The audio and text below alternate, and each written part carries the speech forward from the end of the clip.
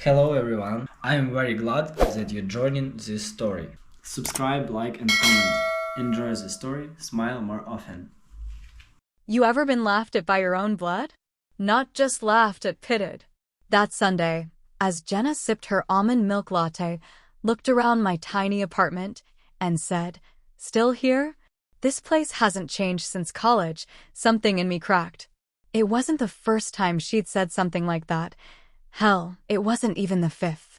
But something about the way she let her eyes scan the room like she was on a goddamn Zillow tour. Something about how she pinched her lips afterward like she was trying not to laugh. That was the last straw. That was the moment I decided, without any big speech or dramatic music, that I was done playing the family failure. Let me set the stage for you. My name's Eli Carson. I'm 48 years old, unmarried, and I live in what can only generously be described as a vintage studio apartment. That's Realtor speak for cramped box with a bathroom smaller than a minivan. The walls are thin enough to hear my neighbor practicing trumpet at 2 in the morning, and I'm convinced he's getting worse, not better. My mattress sags in the middle like an old man's back. I have a hot plate instead of a stove, a tiny window that overlooks a brick wall, and my radiator makes a sound like it's trying to cough up a ghost every winter. But you know what? It was mine, for better or worse. Jenna, my little sister, is everything I'm not: polished, successful, married to a man who wears leather loafers and calls golf a sport. She's been a realtor since her 20s and talks about market trends like most people talk about the weather.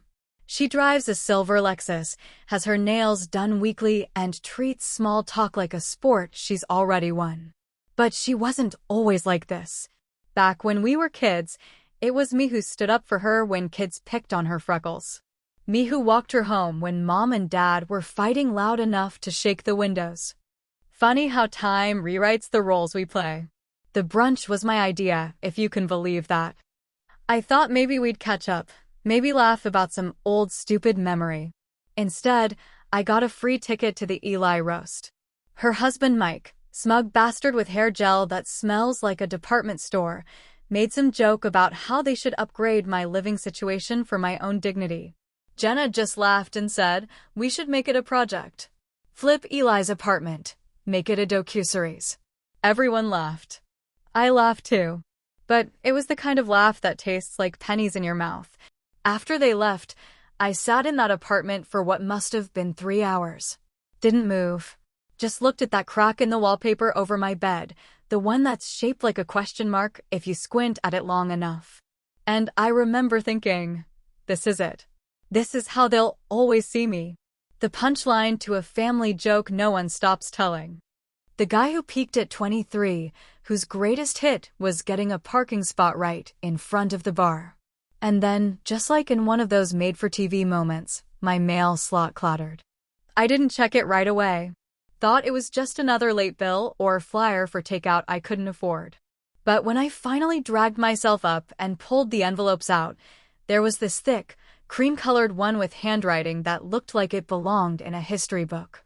I opened it with a steak knife because I didn't own a letter opener, and inside was a letter that started with, "Dear Elijah." Nobody calls me Elijah except dead relatives and government forms. Turns out my Uncle Tom, the one nobody really visited after he moved to the outskirts of town, had died. Cancer, I think. Quietly. Alone. And he'd left me his property. A duplex. Out in Stillwater, about 30 minutes from the city. I hadn't seen the guy in over a decade. We weren't close. Hell, I thought he'd forgotten I existed. But there it was in legal black and white. The deed was mine. The land, the structure, whatever was inside it. I was now the proud owner of something more than a hot plate and a window facing bricks. I sat back down on my Saga mattress and just held the letter in my hands like it might catch fire if I blinked. I didn't feel happy, not exactly. It was something deeper. A current shifting under the surface. Like a long, slow breath I'd been holding finally let out. I didn't tell anyone. Not yet. Not Jenna. Not my coworker at the warehouse who I sometimes shared beers with in the alley behind the loading dock. Not even the guy at the bodega who'd once fronted me a pack of smokes and told me I had kind eyes. I kept it to myself like a match I wasn't ready to strike. That night, I went online and looked up the address. No photos, just a grainy satellite image of a sagging roof and overgrown yard. I zoomed in as far as I could, then leaned back in my chair. I was still in that same crappy studio, same flickering bathroom light, same humming fridge from the 1980s. But something had changed. The crack in the wallpaper didn't look like a question mark anymore. It looked like a doorway, and I was ready to walk through it. This wasn't about money. It wasn't about revenge, not yet. It was about proving to myself that I wasn't stuck. That maybe, just maybe, there was still time to change the story. Not rewrite it entirely, hell. I wasn't trying to become a new man. Just a man who wasn't a punchline. A man who could look his sister in the eye and say, without flinching, still here? Not for long. I drove out to Stillwater on a Wednesday morning when the sky looked like someone forgot to finish painting it. Just a dull smear of gray clouds hanging low and threatening to rain, but never quite committing. I didn't bring anything with me except a key that felt ancient in my pocket and a sandwich wrapped in tinfoil from the bodega near my apartment. The drive was quiet, too quiet, the kind of quiet that makes you think too much, like all your regrets and past conversations suddenly decide to ride shotgun. When I pulled up to the address listed in the letter, I sat in the car for a full 10 minutes, engine still running, like maybe if I waited long enough someone would come out and tell me it was all a mistake. The place looked worse than I expected, which says a lot considering I'd already pictured a shack leaning sideways, with one good window and raccoons running the homeowners association. It was a 2-story duplex with paint peeling like sunburnt skin and a front porch that had given up on holding its own weight. A tree branch had fallen across part of the roof, probably during the last storm, and the mailbox hung open like it was yawning in disappointment. But it was mine. I stepped out of the car and stood there, looking at the disaster of it all, and for the first time in a long time, I felt something close to pride. Not because it was beautiful, it wasn't, but because nobody could take it from me. I'd finally been given something that was mine and mine alone, and not even Jenna could laugh that out of existence. The inside was somehow worse. The smell hit me first, wet, rotting wood mixed with something sharp and chemical. Mold had bloomed in patches along the walls like sickly flowers, and rat droppings lined the baseboards like confetti after a parade. The floor sagged in one corner, and the plumbing made a noise like it was trying to clear its throat every time I turned the tap. Still, I walked through every room with a flashlight and a growing determination. I wasn't scared off. I was pissed off at how everyone had treated me like a charity case for so long when I knew I could make something real if I just got the damn chance. I didn't tell Jenna, didn't tell anyone. This was going to be my project, my secret, my slow-burning middle finger to everyone who ever looked at me like I was stuck. I started watching YouTube tutorials at night, how to lay tile, how to fix a leaky sink, how to install insulation without wanting to throw yourself out a window. I learned how to strip old wallpaper, how to spot termite damage, how to silence a squeaky stair. It wasn't glamorous. My hands got torn up. My back ached constantly. I was covered in dust more days than not, but I was working. I was building. I picked up a side hustle selling refurbished furniture. People love the word vintage when it's tagged onto something old and sanded down. I'd find busted dressers at thrift stores, slap on a new coat of paint, change the knobs, and suddenly it was rustic chic. The money wasn't amazing, but it was enough to buy supplies, new drywall, a sander, some cheap but decent appliances. Every cent I earned that didn't go to gas or food went straight into the house. Little by little, I started to see past the grime. I saw the bones of something solid. I saw potential, something I hadn't felt about myself in years. Meanwhile, Jenna kept texting. She'd send me photos of big suburban homes with wraparound porches and granite countertops, writing things like, "Clients love this one. You could too, if you stopped screwing around and got serious." It was always with that smirking tone, That implication that I was still playing dress up in the adult world while she was actually living in it. I never responded. Sometimes I'd just stare at the messages, thumbs hovering over the screen, thinking about writing something cruel, something biting. But I didn't. I saved my energy for the hammer and the paintbrush. Let me ask you something. Ever had someone close to you, a sibling or maybe just a friend, constantly remind you of where they think you should be in life? Like every time they open their mouth, it's just another way of saying you're not enough and you probably never will be? How do you handle it? Did you swallow it and move on, or did you prove them wrong with something they'd never see coming? The more I worked on that house, the less I cared about proving anything.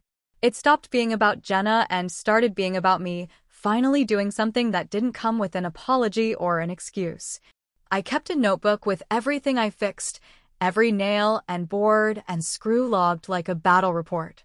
I slept on a cot in one of the cleaned-up rooms while I worked, lived off gas station coffee and frozen burritos.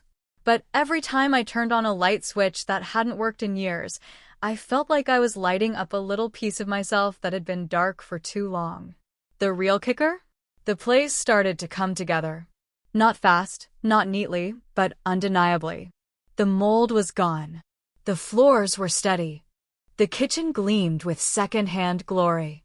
I painted the walls a warm, earthy beige, the kind of color you only pick when you start imagining someone else might live there one day. I didn't know what I'd do with the extra unit yet. Rent it out? Sell it? Keep it as a backup plan? All I knew was that, for the first time in a long time, I had options. And options feel a hell of a lot like power. Uncle Tom had always been the black sheep, the quiet one who didn't come to Christmas and didn't send birthday cards.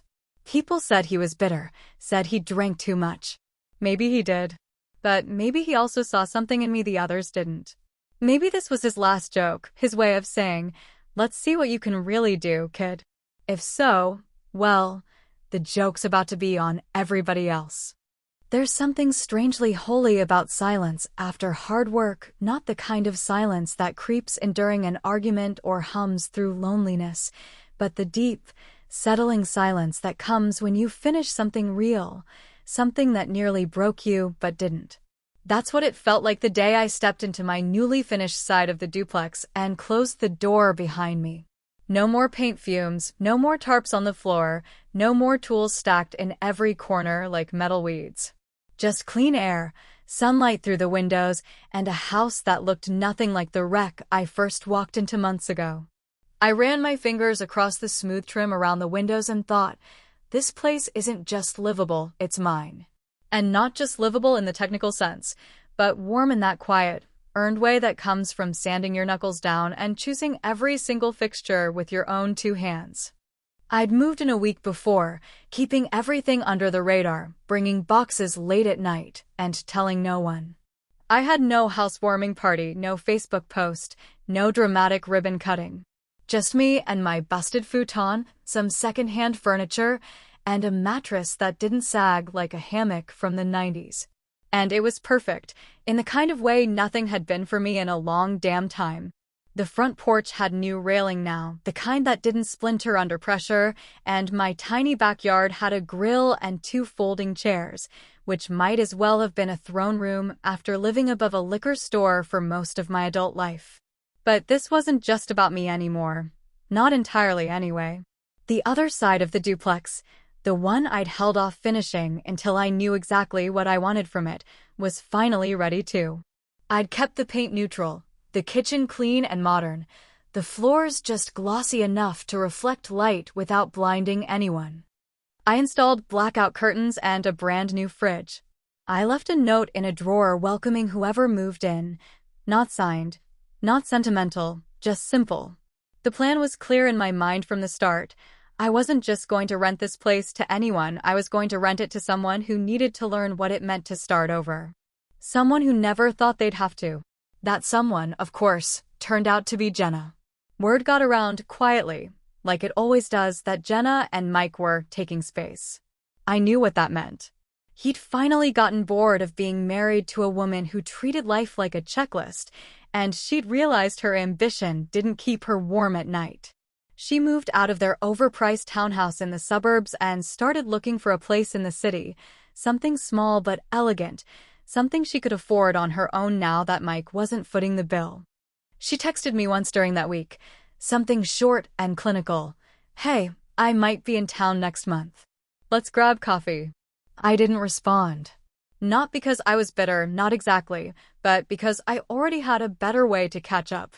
I posted the listing anonymously on a quiet rental site, used a different contact email, left the landlord name as property manager, Carson Holdings. She applied 3 days later, not recognizing the address or the name, just that it was a quaint unit near downtown with updated appliances and lots of charm.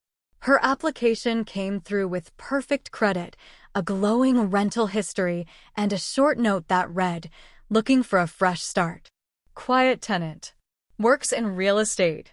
I almost laughed reading it. I called her pretending to be someone named Carson. I kept my voice flat and low, used a bit of a rasp I'd picked up working around loud machines. She didn't notice anything strange. We scheduled a walkthrough for Thursday morning. She arrived 10 minutes early, wearing oversized sunglasses and a sweater that looked more like a shield than fashion. I watched from my window as she stepped onto the porch I built with my own hands, touched the railing like she was checking its worth, and smiled faintly at the flowers I'd planted by the steps. She didn't know the dirt came from my old apartment's fire escape garden, that I'd carried it here in a plastic bucket strapped into the passenger seat like a newborn. "Nice place," she said when I opened the door and greeted her. "At least it's not falling apart like your old dump." The words hit my ribs like a reflex test, but I didn't flinch. I smiled instead, nodded like a polite stranger, and let her step inside. She toured the unit like she was still on the job, opening drawers, checking closet depth, tapping on the walls like she knew what she was listening for. I stayed silent as much as I could, just answering when asked. She complimented the flooring, asked about the neighbors, said she liked the cozy vibe. I told her rent was due on the 1st, late fees after 5 days, utilities not included. She agreed immediately, said it was exactly what she was looking for. I handed her the lease. She signed it without hesitation. As she walked out, holding her new keys like some kind of treasure map, I stayed standing in the living room and watched the dust settle in the sunlight. I had just rented my own sister a home without her knowing I was the one holding the cards. And, for the first time in my life, I wasn't the punchline. I was the one setting the scene. The whole thing wasn't about revenge, not in the cartoonish, TV drama kind of way. It was something colder, more surgical. I didn't want to humiliate her. I just wanted her to live, even briefly, in a world where she wasn't the one calling the shots. I wanted her to feel uncertain, like I had so many damn times before. And I wanted to see if, given the chance, she'd still throw stones or finally shut the hell up and sit still. She didn't recognize my voice. She didn't recognize the details that screamed me in every corner of that house. And she sure as hell didn't realize that from here on out, every time she turned on a light or flushed the toilet, she'd be doing it on my terms. And that felt better than any comeback line ever could. There was something quietly surreal about watching Jenna carry a box labeled kitchen up the steps of my duplex, her face flushed with effort, her hair tied back in a tight knot the way she always did when she was stressed or pretending not to be. She didn't notice me behind the curtain upstairs, sipping coffee I'd brewed just minutes earlier, standing still as stone while she shuffled past the flower beds I planted, up the porch I rebuilt, through the front door I rehung. She had no idea that every square inch of the place she was about to move into had been touched, fixed, painted, and quietly resurrected by the very man she'd spent years belittling, scoffing at, brushing off like lint on a blazer. Watching her made something twist in my gut, not joy, not triumph exactly, but something colder and heavier, like biting into a sweet apple only to find the core black and rotted. The fantasy I had of this moment, the gloating, the satisfaction, the perfect line dropped like a mic. It was gone, drowned under the weight of reality. Because Jenna wasn't walking into that house like someone smug and victorious. She wasn't glowing with superiority. She looked hollow, a little defeated. She moved like someone carrying more than cardboard and dishes, like she was dragging 1,000 pounds of silent grief and unspoken failure behind her. She never used to carry her own boxes. Back when she and Mike moved into that suburban townhouse with the wraparound porch and the open-concept kitchen, she hired movers in matching uniforms and posted filtered pictures online with captions like "New Beginnings" and "Grateful for this chapter." But now, there were no movers. No Mike. No polished Instagram filter. Just her and a couple of cheap suitcases, some overpacked boxes, and a look in her eyes like she hadn't slept more than 3 hours in weeks. I could have helped. I could have walked down and said something simple, something brotherly, offered to take a box or two, maybe even made a joke. But I didn't. I watched. And something in me hated how natural it felt to do nothing. Later that afternoon, my burner phone buzzed. The one I used for landlord business, separate from my real number, separate from everything. Her voice on the other end was tight and clipped. She said the bathroom faucet was leaking. Asked if someone could come by and take a look. I said I'd send someone that evening. She didn't thank me. She just hung up with a sigh that sounded like it carried more weight than a dripping pipe. I pulled on old work jeans, a plain gray hoodie, and a baseball cap pulled low over my face. I didn't shave, didn't do anything to make myself look like Eli the brother. I knocked twice on her door, clipboard in hand like I'd done for dozens of tenants in the past. She opened it looking worse than before, dark circles under her eyes, a hoodie of her own hanging loose off one shoulder, no makeup, no mask. For the first time in maybe 20 years, I saw my little sister as something other than a force of condescension. I saw a person unraveling. She didn't recognize me. Not even a flicker of suspicion. I kept my head low, mumbled something about the leak, and walked past her into the bathroom. The leak was minor, a loose washer. Took me 10 minutes to fix. The whole time, I could feel her behind me, pacing, sighing, checking her phone like it might have answers she hadn't found anywhere else. Before I left, she asked how long the unit next door had been empty. I said it had been vacant for a while, just recently made livable again. She nodded and looked around like she was finally seeing the place. You know, she said, it's not bad. I didn't think I'd like it, but it feels like it might be what I need. Then she laughed, but it wasn't a happy sound. Mike wouldn't last a week in a place like this. No wine fridge, no garbage disposal. He'd call it quaint and mean pathetic. Her voice cracked just slightly when she said it. She looked away. I wanted to say something then. I wanted to tell her it wasn't just some random unit, that it wasn't a coincidence she ended up here. That she was living under my roof, in a space I'd built from the studs out, with calluses on my hands and sweat in the floorboards. I wanted to see her face when the puzzle clicked into place. But I didn't, because in that moment, she didn't look like the person who used to mock my studio apartment or roll her eyes when I said I couldn't afford brunch. She looked like someone running out of places to go. And somehow, the words caught in my throat and died there. That night, I sat on my porch with a beer and listened through the wall to her shuffle around her new home. The walls were thick, but not that thick. I heard the familiar sound of someone trying to settle in drawers opening and closing, pacing footsteps. The low murmur of a TV show played mostly for background noise. It wasn't the sound of someone conquering a new space. It was the sound of someone trying not to fall apart in it. And that's when the guilt started to creep in. Was this still about setting the record straight, about reclaiming some kind of dignity I'd been denied for decades? Or was it cruelty now, slow, passive cruelty disguised as justice? I wasn't sure anymore. Because watching someone fall is different when they land in your yard. I used to think this whole plan was about turning the tables, making her feel small the way she'd made me feel. But sitting there, beer going flat in my hand, I realized something far more complicated. Maybe I hadn't changed as much as I thought. Maybe I was still chasing approval in the worst way, trying to force it out of someone who didn't even know what she'd taken from me. And the worst part? I wasn't sure if I wanted her to find out or not. Because if she did, the game would be over. But if she didn't, if she just kept living there, slowly healing in a space I'd built, maybe that was the real win.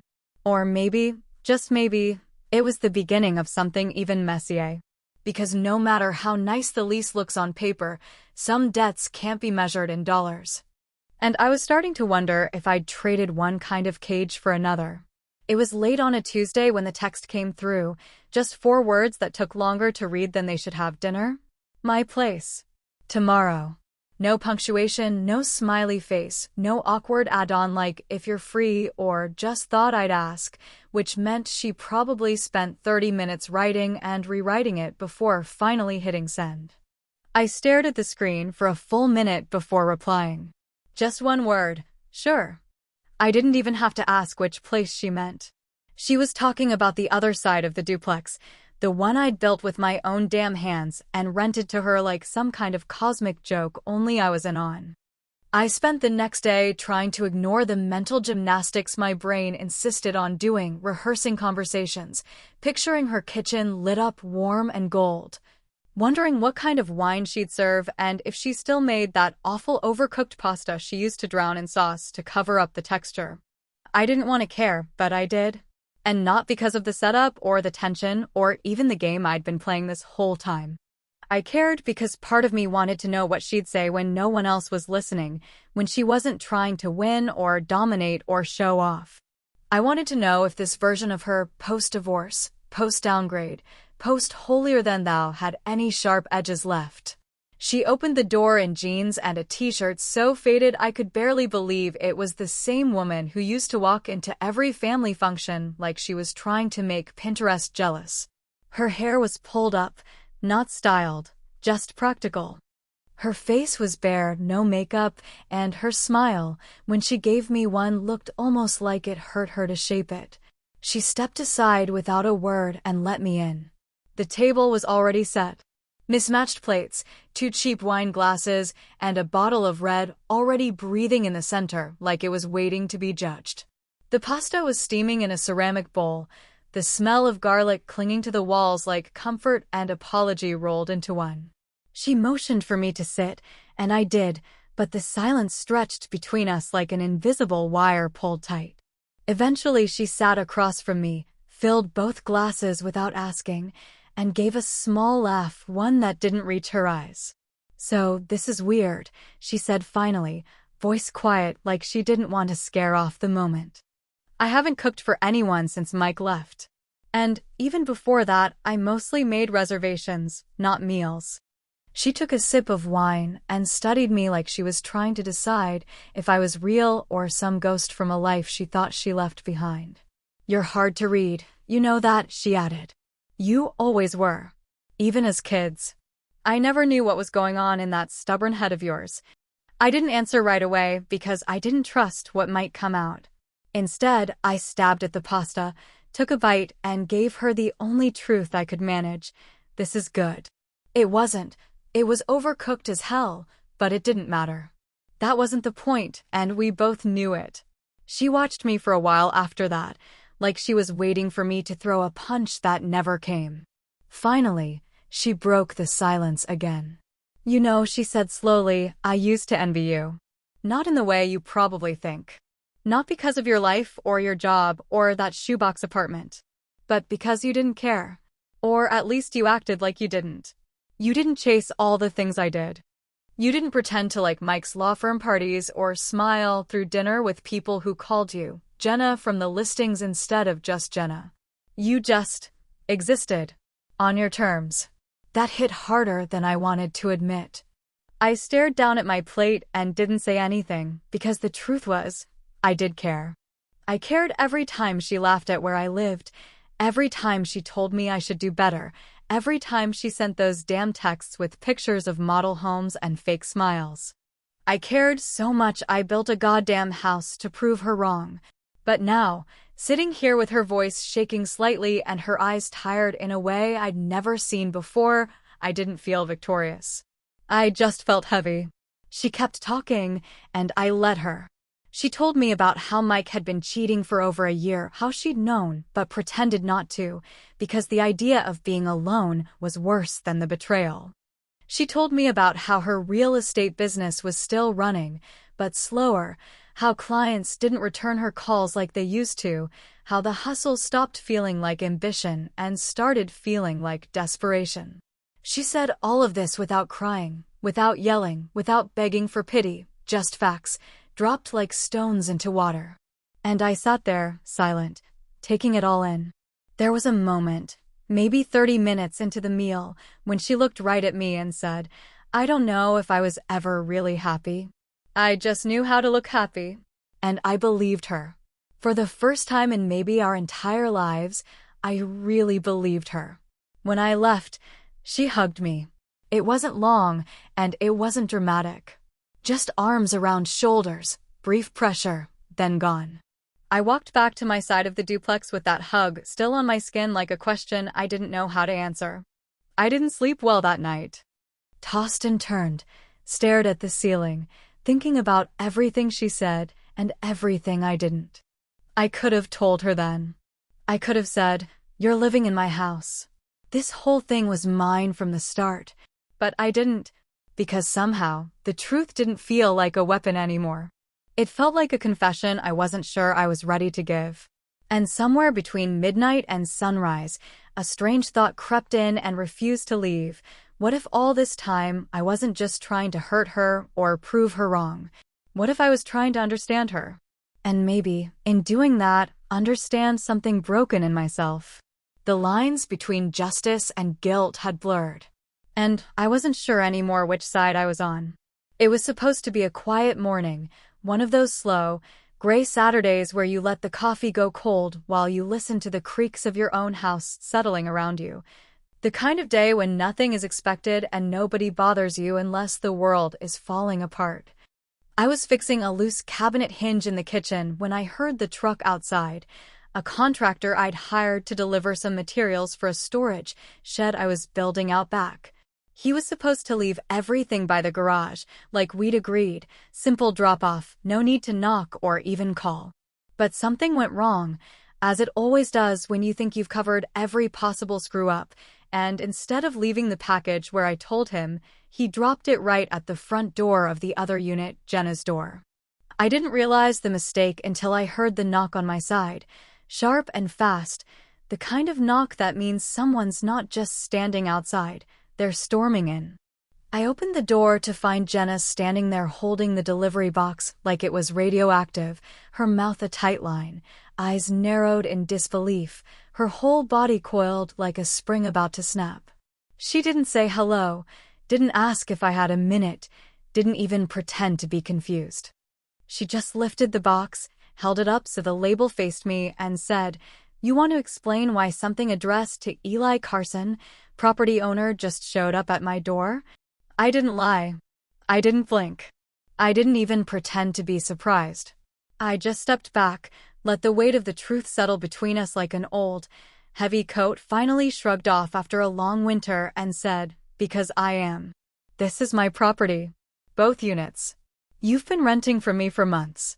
I watched her face change, shock first, then disbelief, then fury, a slow burn rising in her cheeks, as everything she thought she knew about the past few months began to rearrange itself in her head. Her voice came out low and sharp, slicing through the space between us. "You mean to tell me I've been paying you rent? You've been watching me, playing me like this is some kind of twisted joke?"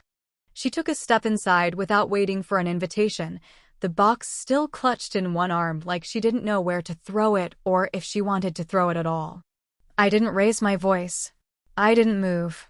I just stood in the same spot where I'd welcomed her for dinner not long ago and looked her square in the face, for the first time without guilt, without shame, without trying to shrink myself into something she could mock. "You're living in my house," I said, each word slow and deliberate, the truth finally dragged out into daylight. "Paying me rent. Still think I'm a loser?" She laughed, bitter, hollow, broken, the kind of laugh that doesn't come from humor, but from the sudden realization that you've been walking around in a play you didn't know you were starring in. "This is insane," she said. You're insane. You manipulated me. You let me move in here, let me confide in you, and the whole time you were just waiting for your little revenge moment. Is that what you think this is? I asked, still calm, still quiet, even as I felt the anger starting to crawl up the back of my neck. You think I planned all this just to get back at you? You think I spent months fixing that dump just to watch you squirm? She didn't answer. She didn't have to. Her silence was loud enough to make the walls hum. All those years, I said, my voice finally rising just enough to crack, you looked down on me, treated me like I was a charity case, like I was some embarrassing footnote in your perfect little life. But I wasn't failing, Jenna. I was surviving. I was figuring it out. And now, guess what? You're under my roof. Welcome home, sis. The slap came out of nowhere. Fast, hard, not theatrical but real, sharp across my cheek with a sting that surprised me more than it hurt. We both stood there in silence after it landed, the air thick with everything we never said, everything we pretended didn't matter. She didn't apologize. I didn't flinch. I came here to start over, she said finally, her voice shaking not with fear, but with the weight of something bigger, humiliation, maybe, or the crumbling of a narrative she'd built for so long she forgot it wasn't true.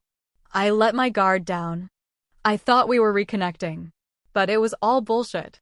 No, I said, softer now, because anger was already giving way to something sadder, something I couldn't name. That part was real.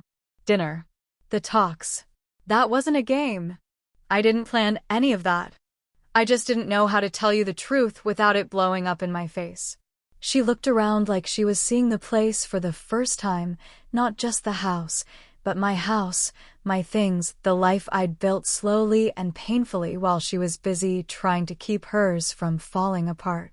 She nodded once, slow and mechanical, then turned and walked out the front door, leaving the box behind on the floor like a piece of evidence in a crime scene nobody wanted to investigate anymore. I stood there long after she left, one side of my face still hot from her hand, wondering what line I'd crossed and if there was any way back. The victory I thought would taste sweet felt bitter, like it had gone sour in my mouth before I even swallowed.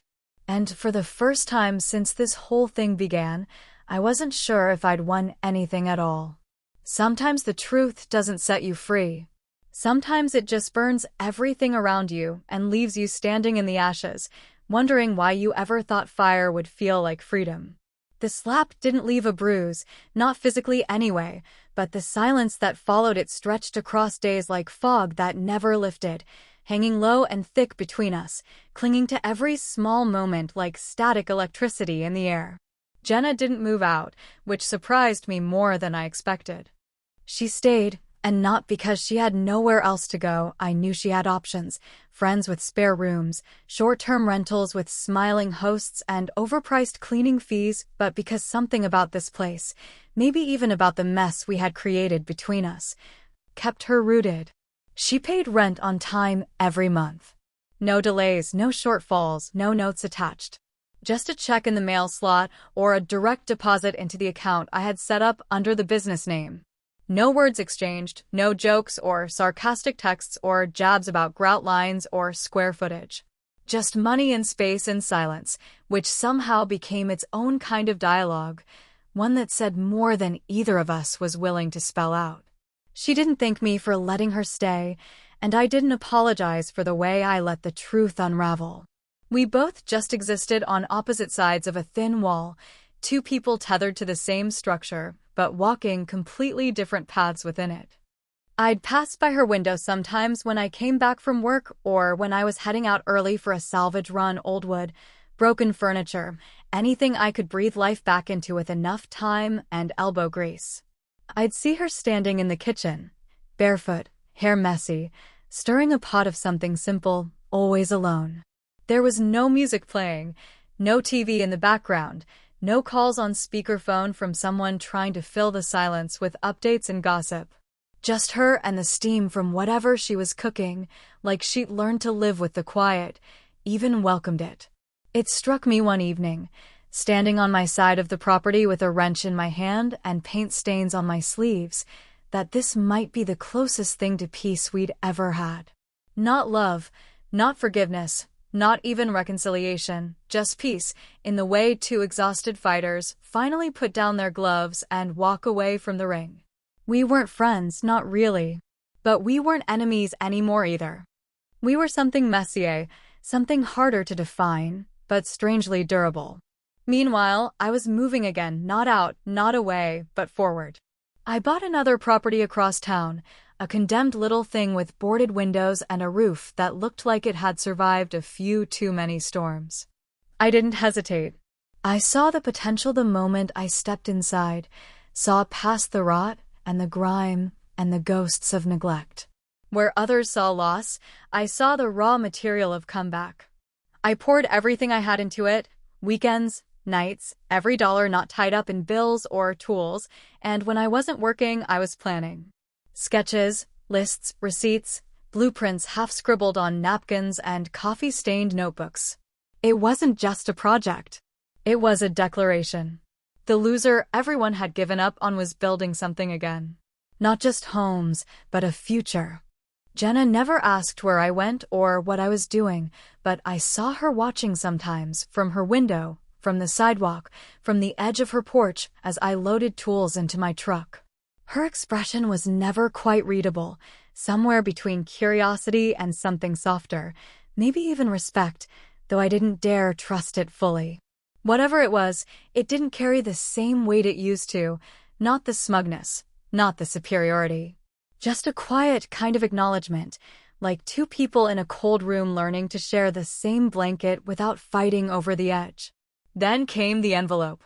It was a Tuesday morning, early enough that the dew hadn't dried from the grass yet, and I was heading out with coffee in one hand and a worn leather tool belt in the other when I saw it, a plain white envelope resting against my door. No name, no stamp, just thick and heavy like it had something more than money inside. I picked it up, felt the unmistakable texture of a rent check, but also something else, paper folded inside, the kind that carries weight not just in feel but in intention. I didn't open it right away. I held it in my hands like a question I wasn't sure I wanted answered. Because deep down, I already knew this wasn't just about rent. This was a message, a pivot point, the kind of moment you feel in your chest before it reaches your brain. And I was right. Inside the envelope was the check, of course, same amount as always, signed with precision. But there was also a note. Not long, not elaborate, not even written on nice paper, just a torn piece of legal pad with 6 words that made the ground shift beneath my feet. Mike called. Wants to talk. Thoughts? No love, Jenna. No explanation. Just that. A question not just about her life, but about mine, about the tangled, unfinished thing between us, about whether we were still orbiting each other in anger or starting to shift into something more uncertain, something almost human. I stared at those words longer than I'd ever admit, the coffee cooling in my hand, the sun starting to rise behind the trees. Because that envelope didn't just carry rent. It carried weight. It carried a test I wasn't sure I was ready for.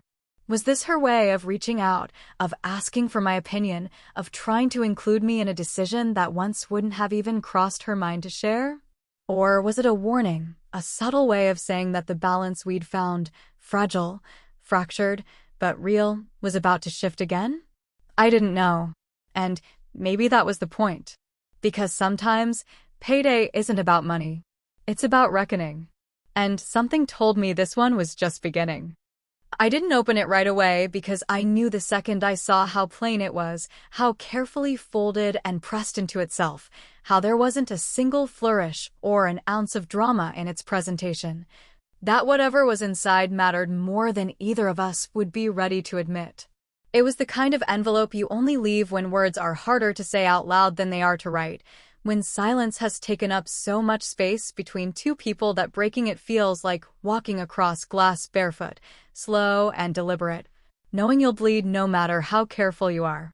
I stood in my doorway, coffee in one hand, that envelope in the other, and for a long moment I just stared at it, like maybe I could guess the contents through sheer force of will.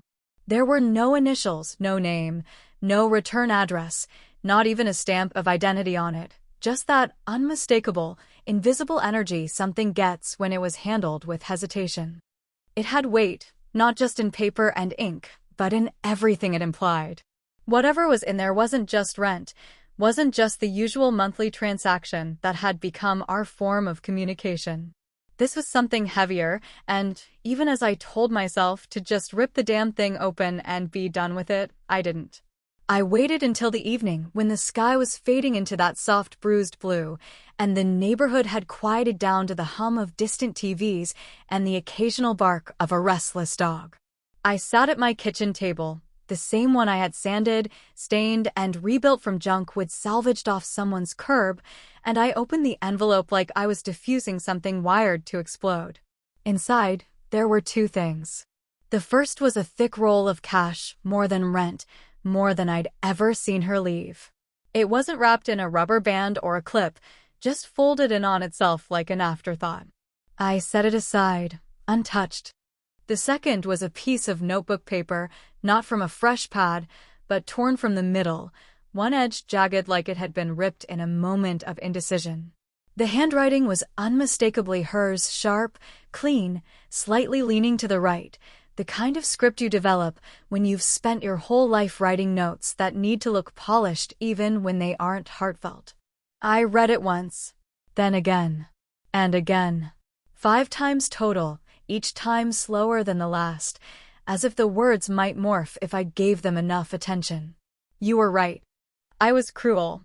But you weren't kind either. That was it. No love, Jenna. No signature. No explanation. Just those 2 sentences, sitting like a rock in the middle of a pond, rippling outward into the stillness of everything we'd become. The first sentence struck with a kind of cold clarity, like someone finally admitting to a truth that had long since expired. But it was the second sentence that rattled something in me, something deep and uncomfortable and raw, not because it was wrong, but because it wasn't.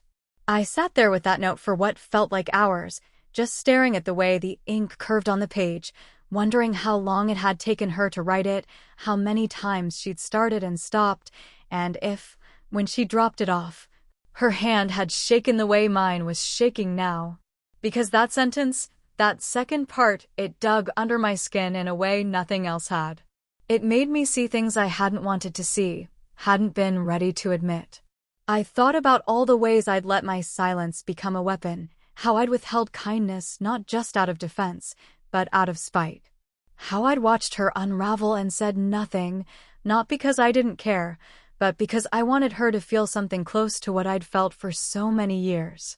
I'd built this house, these walls, this trap, and then pretended I didn't enjoy watching her squirm inside it. And maybe, just maybe, that made me as bad as she ever was. I looked out the window at her side of the duplex. The lights were off. The curtains were drawn. There was no movement, no silhouette, no hint that she was awake or even home. I wondered if she was waiting for a response. If she cared. If this was her way of ending things or starting something new, something fragile and honest that neither of us knew how to hold without dropping. I could have gone over. Could have knocked on her door and said something, anything, to acknowledge what passed between us. But I didn't. I stayed seated, the note still in my hand, and stared at it until the words blurred into lines and shadows and finally disappeared. Because here's the thing no one tells you about revenge, even when it's silent, even when it's clever, even when it works exactly the way you wanted it to, it doesn't give you what you think it will. It doesn't heal you. It doesn't free you. It just sits with you, like an echo of the person you were when you needed it most. I thought proving her wrong would be the end of something, the closing chapter on a story I never asked to be part of. But now, sitting in the dark with nothing but my own reflection in the window and her words in my hand, I wasn't sure what I had actually proven. If anything, if maybe I'd just walked in a big, perfect circle and ended up in a different version of the same damn place. You spend your whole life trying to prove someone wrong, and maybe you do. Maybe they finally say it, finally admit it, that they were wrong, that they were cruel, that they underestimated you. But what if proving them wrong turns you into them? What if, in all your effort to win, You lose the parts of yourself that used to matter more than being right. I'm not sure what kind of man I am anymore. I'm not sure if I like him. But I know one thing, and it's the only truth I've got left. I'm no longer the joke. Whatever I am now, it's mine. And maybe, just maybe, that's the only kind of victory that matters. Even if no one's cheering. Even if it ends in silence.